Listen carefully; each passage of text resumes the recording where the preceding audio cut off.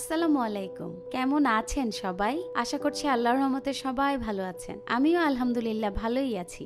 14ই December খুব ভোরে চিকিৎসাজনিত কারণে আমরা বারডেমে যাই। বারডেমে কিছু কাজ শেষ করার পর আমাদেরকে প্রায় 2-2.5 ঘন্টা ওখানে থাকতে বলেছে। তো এই সময়টা আমরা চিন্তা করলাম ভার্সিটি এরিয়ার দিকে যাই, টিএসসির দিকে যাই। তো টিএসসি পৌঁছে দেখলাম যে বেশ শুনশান নীরবতা। এরপর 2-1 মানুষ আছে, দুই একজন স্টুডেন্ট আছে। তো জিজ্ঞেস করলাম যে এত চুপচাপ, এত শান্ত ভার্সিটি এরিয়া তো সবসময় একেবারেই স্টুডেন্টদের কলরবে মুখরিত থাকে, সেই জায়গায় এত চুপচাপ। তখন তারা বলল যে আজকে তো 14ই ডিসেম্বর, শহীদ বুদ্ধিজীবী দিবস। মানে নিজের কাছে এত খারাপ লেগে উঠলো, আমার একেবারেই মনে ছিল না যে আজকে 14ই ডিসেম্বর। যাই হোক, চারিদিকে দুই একজন করে স্টুডেন্ট বসা, কেউ হয়তো অ্যাসাইনমেন্ট নিয়ে কথা বলছে, কেউ হয়তো গল্প করছে। তবে মানুষজন তুলনামূলক অনেক কম, মানে স্টুডেন্টদের কথা বলছি, তারা অনেক কম। একটু রেস্ট্রিকশন চলছে, সম্ভবত স্টুডেন্টদের নিরাপত্তার স্বার্থেই। যাই হোক, সকালের এই মিষ্টি রোদ, মানে শীত মাখা মিষ্টি রোদ, সাথে কুয়াশা, একটু একটু ঠান্ডা, সব মিলিয়ে ভালোই লাগছিল। শুধু একটু অভাব বোধ করছিলাম গরম চা বা কফি খেতে পারলে এই সময় ভালো লাগতো। তো আমরা চলে যাই মধুর ক্যান্টিনে। এই সেই মধুদার ক্যান্টিন, যেখানে সব সময় স্টুডেন্টদের অনেক সমারোহ থাকে, অনেক সরগরম থাকে এই ক্যান্টিন। আজকে ঢোকার পরে দেখলাম একেবারেই নিরিবিলি, তেমন কোনো লোকজন নেই, এই যে দেখতেই পাচ্ছেন। তো আমরা চা খাবো, চায়ের আগে একটু কিছু স্ন্যাক্স আইটেম খেতে চেয়েছিলাম, গিয়ে দেখলাম যে কিছুই নেই। আসলে আজকে 14ই ডিসেম্বর উপলক্ষে সব বন্ধ, তো স্টুডেন্টরাও নেই, তাই ওনারাও তেমন কোনো কিছু আয়োজন করেনি। তখন কি আর করা, ধোঁয়া ওঠা গরম গরম রং চাতেই সমাপ্তি করতে হলো আমাদের। আর এই হচ্ছে মধুদা এবং ওনার ওয়াইফের ছবি, যাদেরকে 1971 সালের 25শে মার্চ কালোরাতে হত্যা করা হয়। এরপর চা শেষ করে ভার্সিটি এরিয়াটা একটু ঘুরে ঘুরে দেখছিলাম। আসলে স্টুডেন্টদের আনাগোনায় মুখরিত এরিয়াগুলো যখন এরকম চুপচাপ থাকে তখন একটু ভিন্ন রূপী লাগে। আমার কাছে খারাপ লাগছিল না, একটু অন্যরকম অনুভূতি কাজ করছিল। তো লাইব্রেরি এরিয়াটা কিছুক্ষণ ঘুরে ফিরে তারপর মসজিদের দিকে যাই। মসজিদের পাশ দিয়ে যাওয়ার সময় মনে খুব শান্তি শান্তি অনুভব হচ্ছিল। একেবারে শান্ত নিরিবিলি এরিয়া, মানুষজনও নেই, সব মিলিয়ে বেশ শান্তি লাগছিল। এরপর আমরা চলে যাই আমাদের জাতীয় কবি, আমাদের বিদ্রোহী কবি, আমাদের ভালোবাসার কবি, কবি কাজী নজরুল ইসলামের সমাধিসৌধ। যতবারই যখনই এখান দিয়ে যাই, শ্রদ্ধায় ভালোবাসায় আমার মন একেবারেই সিক্ত হয়ে যায়। অনেক অনেক কালজয়ী সৃষ্টি তিনি রেখে গেছেন আমাদের জন্য। পরপারে সৃষ্টিকর্তা ওনাকে অনেক ভালো রাখুন। আমরা তো সবাই জানি ওনার ইচ্ছা ছিল মসজিদের পাশে যেন ওনাকে কবর দেয়া হয়, তাই কিন্তু হয়েছে।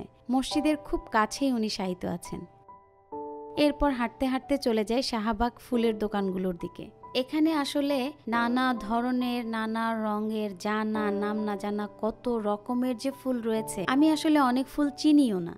ধরুন এই যে এই ফুলগুলো, এত সুন্দর ফুলগুলো, প্রত্যেকটা আলাদা আলাদা স্টিক রয়েছে। আর এই ফুলগুলো নাকি বাসায় এনে যদি পানিতে রাখা হয় তাহলে প্রায় 15 থেকে 20 দিনের মতো একই রকম সতেজ থাকে। চাচা ফুলগুলোর নাম কার্নেশন বা কন্ডেশন, কি একটা নাম যেন বলেছিল, এই মুহূর্তে আমার পুরোপুরি মনে নেই। তবে কালার দেখেছেন, ফুলগুলো আমার বেশ নজর কাড়ে, আমার খুবই ভালো লেগেছিল এই ফুলগুলো। এরপর চাচার সাথে কথা বলছিলাম যে আজকে যেহেতু 14ই ডিসেম্বর, ফুল তো ভালোই মনে হয় বিক্রি হওয়ার কথা। পরে চাচা বলল যে না, আজকের দিনকে ঘিরে, 16ই ডিসেম্বর ঘিরে আসলে ওইভাবে ওনাদের ফুল বিক্রি হয় না, যতটা বিক্রি হয় 21শে ফেব্রুয়ারি উপলক্ষে। এটার কারণ হচ্ছে 14ই ডিসেম্বর, 16ই ডিসেম্বর বিশিষ্ট জনদের কথাই বলেন আর সাধারণ লোকজনের কথাই বলেন, রায়ের বাজার বধ্যভূমিতে যায়, 16ই ডিসেম্বর স্মৃতিসৌধে যায়। তো এখান থেকে ফুলের তোড়া বা পুষ্পস্তবক যেটা, সেগুলো বহন করে নিয়ে যাওয়া আসলে কিছুটা কষ্টসাধ্য হয়, যার জন্য এখান থেকে ওইভাবে ফুলগুলো বিক্রি হয় না। তারপরেও কিছু তারা তৈরি করে রেখেছে যদি বেচা বিক্রি হয়। তো আমরা হেঁটে হেঁটে ঘুরে ঘুরে দেখছিলাম, শীতের স্নিগ্ধ সকালে মিষ্টি রোদে, একটু হালকা হালকা ঠান্ডা আবহাওয়ায়, কুয়াশা পড়ছে চারদিকে, এইরকম একটা আবহাওয়ায় ফুলের সুঘ্রাণে এই পথ দিয়ে হেঁটে যেতে এত ভালো লাগছিল। মানে আস্তে আস্তে আস্তে আস্তে আমরা হাঁটছিলাম, যাচ্ছিলাম, ভালোই লাগছিল। এরই মধ্যে মোটামুটি 1.5 থেকে 2.25 ঘন্টার মতো সময় হয়ে গেছে। এদিকে সোহরাওয়ার্দী উদ্যানের দিকে একটু গেলাম। এই যে দেখেছেন কুয়াশাচ্ছন্ন গাছগাছালি, দেখলে কেমন চোখটা জুড়িয়ে যায় না? আমার তো খুব ভালো লাগছিল, দাঁড়িয়ে দাঁড়িয়ে একটু ভিডিও করছিলাম। এরপর শাহবাগ মেট্রো রেল স্টেশনের কাছে কিছুক্ষণ দাঁড়িয়েছিলাম। এখানে গাড়ি দিয়ে পানি ছিটাচ্ছে যাতে করে ধুলাবালি বা ডাস্টটা কম উড়ে। আমরা তো যে জানলামই ঢাকায় এত বেশি দূষণ, যে ঢাকার 24 ঘন্টায় যে পরিমাণ দূষণ আমরা অ্যাবজর্ব করি, এটা 22টা সিগারেট খাওয়ার সমান। বলেন আমরা কোথায় যাই, কি অবস্থার মধ্যে আছি। যাই হোক, এভাবে আমাদের সময়টা কিছুটা কাটার পর আমরা এরপর আবার বারডেমের দিকে চলে যাই। তবে আজকে 14ই ডিসেম্বর আমি ইউনিভার্সিটি এরিয়ায় না গেলে হয়তো আমার জানতে জানতে আরো 3-4 ঘন্টা দেরি হতো। এই দিবসটা আসলে ক্ষণিকের ভোলা। এই দিবস তো ভোলার নয়, ক্ষণিকের জন্য হয়তো ভুলে গিয়েছিলাম। কারণ 1971 সালের 14ই ডিসেম্বর রাতের অন্ধকারে ঘাতকরা যেভাবে ঢাকা শহরে প্রায় 150 বুদ্ধিজীবী, এর মধ্যে তো আপনার শিক্ষক, সাংবাদিক, চিকিৎসক, প্রকৌশলী, আইনজীবী, শিল্পী, সাহিত্যিক, সংস্কৃতিসেবী, তারপরে উচ্চপদস্থ সরকারি বেসরকারি কর্মকর্তা, এনাদেরকে ঘর থেকে তো একরকম টেনে হিঁচড়ে বের করে নিয়ে যায়, যা আমরা ইতিহাস থেকে জেনেছি। এরপর ওনাদেরকে মিরপুরের ডোবানালা এবং রায়ের বাজারের ইটখোলাতে বিক্ষিপ্ত অবস্থায় নিথর দেহ পড়ে থাকতে দেখা যায়, যেখানে মানে অমানসিক নির্যাতনে ক্ষতবিক্ষত ওনাদেরকে করা হয়েছিল। তারপরে নাড়ি ভুড়ি বের করে, এটা আসলে কি বলবো, এত এত নির্যাতন করে ওনাদেরকে মারা হয়েছিল। এই দিবসটা তো ভোলার নয়। এই বুদ্ধিজীবীদের প্রতি আমাদের বিনম্র শ্রদ্ধা সবসময়ই থাকবে।